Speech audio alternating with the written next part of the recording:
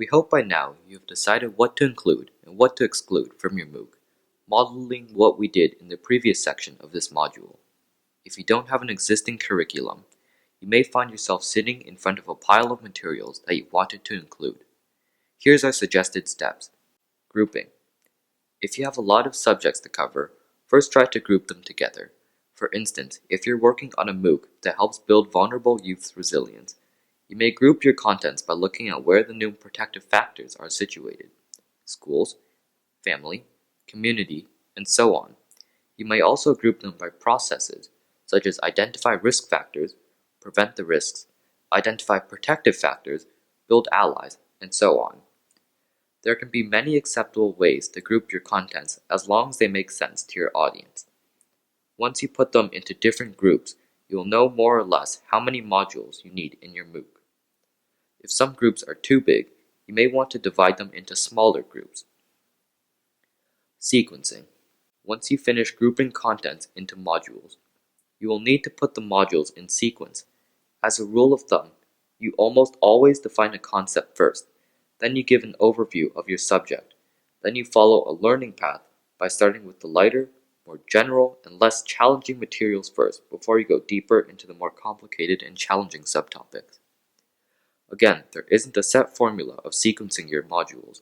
You make the call as long as it's logical and clear. Outlining. To sketch an outline is very important. An outline not only lets people see clearly what your course has to offer and how it will progress, but also serves as a base of your production plan. A brief outline looks like a table of contents in a book, while a more developed outline includes a synopsis of each section in the table. Most course proposals would require at least a table of contents in order to receive approval from a potential funder or a MOOC platform. Timing. After you've completed your outline, you'll have a better idea how much time you think your participants will need to spend on each module and how long the entire course will be.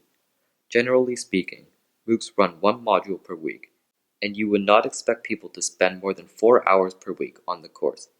Each module would require more or less the same amount of studying time. If a certain module needs more than 1 week, you should consider either reducing the contents or breaking them into 2 modules. Also, if you've built major assignments into one module, you may want to give that particular module 2 weeks, just like we have reading weeks and exam weeks in schools. A good length for a social MOOC is 3 to 6 weeks because few people can afford a longer time commitment, and in e-learning, people's attention spans are short. Anything longer than 10 weeks would be considered too long even for academic MOOCs, let alone for uncredited social MOOCs. If you have contents that stretch beyond 8 modules, it's probably advisable to consider breaking them into 2 smaller MOOCs. One important consideration is that producing a MOOC is costly.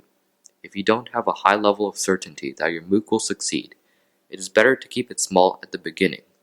Later, if the small one flies high, it's guaranteed you'll get more resources and support to produce a series and sequels.